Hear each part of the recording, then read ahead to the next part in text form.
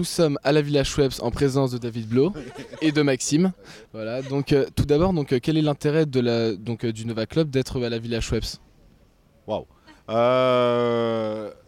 L'intérêt du Nova Club Pourquoi d'être... choisir ce spot en gros? Alors, c'est pas nous qui choisissons, si tu veux savoir. Après, je te fais les dessous des coulisses, mais c'est pas nous qui choisissons. On a un partenaire qui met de l'argent et qui fait que le truc peut se passer. Il se trouve que ce partenaire fait une programmation musicale via tête d'affiche qui correspond aux couleurs de Radio Nova, mais vraiment.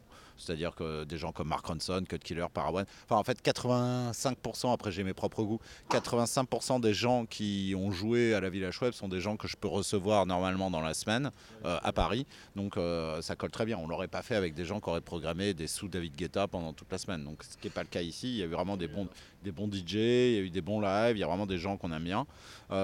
Après, être à Cannes, si tu veux une réponse honnête, être à Cannes, c'est une histoire d'argent aussi pour la radio et tout ça. Sinon, on n'y serait peut-être pas parce que tous les médias y sont, tu vois. Et en plus, là, nous, on parle pas de cinéma directement. Et à la fois, être à Cannes, c'est aussi assez agréable. C'est pas que la fête. Le soleil. Il y a plein plein de raisons, mais nous, on n'a pas vécu le festival dans la petite équipe, parce que vous avez pu voir qu'on est quand même une toute petite équipe à descendre.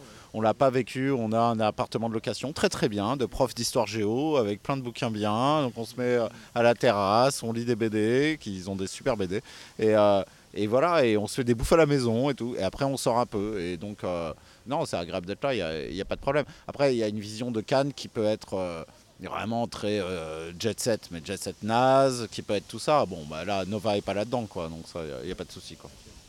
Donc ensuite, Excuse-moi, je reprends. Ça m'a permis, par exemple, de faire des émissions à la limite qui étaient mieux qu'à Paris, au sens qu'il y avait plus de monde qui pouvait participer. Ouais. Il y a une émission il y a 2 jours, il y avait DJ Falcon, il y avait Arnaud Florent Didier, qui est vraiment un des meilleurs musiciens français, je trouve, actuellement. Il y avait Joseph Ghost, qui est le rédacteur en chef de Grazia, avec un mec d'une culture incroyable. Et il y avait Benoît Forgeard, qui a signé un film qui a été remarqué ici, qui s'appelle Gaz de France. Donc, des fois, j'ai qu'un ou deux invités dans l'émission. On ne cherche pas à en avoir toujours plein, hein. Mais là, ça permettait d'avoir 4 personnes vraiment différentes. Donc, des fois, je pense qu'on a fait, ou on a fait une rencontre aussi Cut Killer Parawan, et je trouvais ça intéressant. Donc, on a fait des trucs qui étaient assez cool. donc ensuite, quels seraient les pièges de l'émission typiquement cannoise à absolument éviter, comme vous aimez bien en parler dans vos intros? J'ai entendu ça tout à l'heure. Donc quels sont-ils ces pièges? Non, mais l'idée, c'est d'arriver à pas faire style et à la fois le faire un peu parce que c'est le jeu, mais de pas faire style, waouh, on est à Cannes, bande de blaireaux, vous êtes à Paris comme des cons, quoi. Et à la fois, tu dois le faire un peu parce que tu rigoles un peu, tout le monde est là, tu vas. Mais Cannes, c'est typiquement, et puis c'est un truc qu'on voit vraiment dans les réseaux sociaux actuellement, c'est typiquement un endroit où tu sens de l'aigreur et de la jalousie à fond, quoi. C'est-à-dire, ah, tu vas à Cannes, ah, c'est de la merde, mais à la fois, oh, si on paye un billet, je viens tout de suite, quoi. C'est vraiment la réaction. Donc, bon, je pense que sur Nova, qui est quand même plus musique, et sauf si on a vraiment des pointures de cinéma, ça sert à rien de faire du sous-cinéma, chose que tout le monde fait et qu'on n'aura pas forcément toujours les meilleurs au meilleur moment, parce qu'on n'est pas le plus gros des médias non plus. Et surtout aussi, dans le truc vachement à éviter, même si tu dois le faire un peu, mais on l'a fait à peine, c'est de faire les nuits folles de Cannes et tout ça, un truc qui énerve. Donc il faut, le piège à éviter, c'est de dire aux gens, t'es qu'une merde parce que t'y es pas, ce qui est faux, évidemment, quoi. Et puis je pense que nous, on essaye de le faire encore. Ne serait-ce que la manière dont on le vit, vraiment nous, c'est de le faire un peu différemment de ces clichés-là, quoi.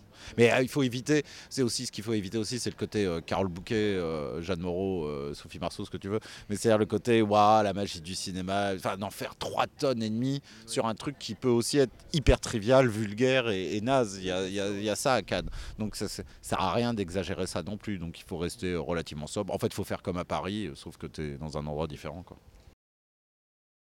Radio Nova est une radio musicale, mais on ne parle pas forcément de musique à longueur de journée. Et donc le Nova Club, c'est l'émission au quotidien. Il y en a d'autres le week-end, il y a Gilles Peterson, il y a d'autres Néo Géo, il y a d'autres rendez-vous.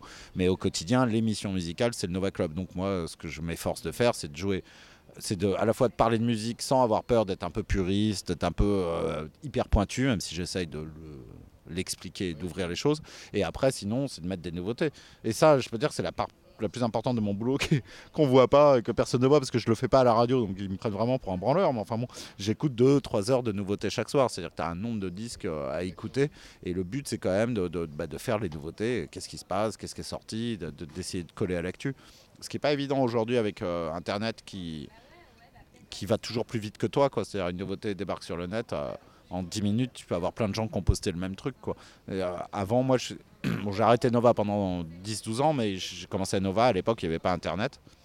Et à l'époque, mon émission et d'autres, mais mon émission c'était un endroit où les gens écoutaient des disques qu'ils n'écouteraient jamais ailleurs.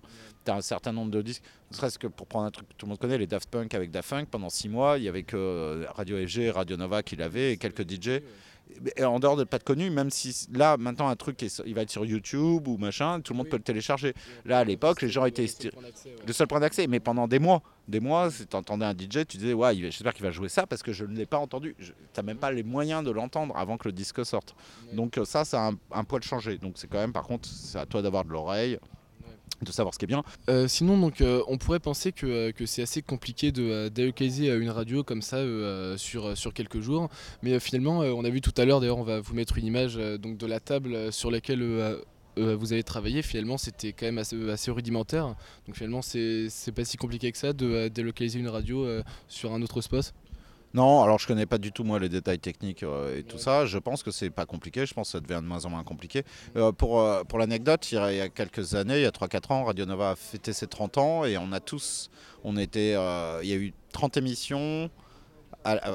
Comment t'expliquer ça? C'était le 11 novembre 2011, 11 et pendant 30 heures, Radio Nova est resté au même créneau horaire, c'est-à-dire qu'il était 11h du matin pendant 30 heures, c'est-à-dire qu'on a été 30 animateurs qui ont été envoyés, tu divises le globe en 24, tu rajoutes 6, et on a été, alors moi j'étais à Salt Lake City, c'est pas moi qui ai eu plus de chance, t'en as d'autres qui étaient au Groenland, t'en as qui étaient à Rio de Janeiro, t'en as qui étaient à Venise, t'en as qui étaient en Ouzbékistan, et il était 11h du matin tout le temps, et on était tout seul.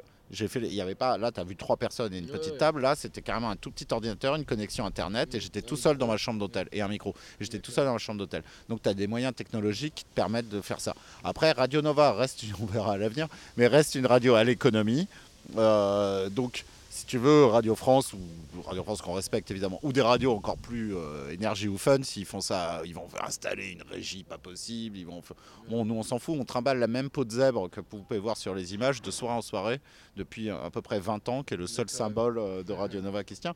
Et après oui, c'est facile, c'est juste là qui était réalisateur de l'émission, il va tout mettre dans une valise et on va repartir avec. C'est facile, c'est fragile aussi, c'est pas le meilleur confort, faut faire attention, c'est pas le meilleur confort, il peut y avoir des bugs, mais voilà, maintenant c'est de plus en plus facile et ça le sera encore plus, de plus en plus. Et sinon, donc dernière question, donc on est quand même à Cannes, donc ville de cinéma.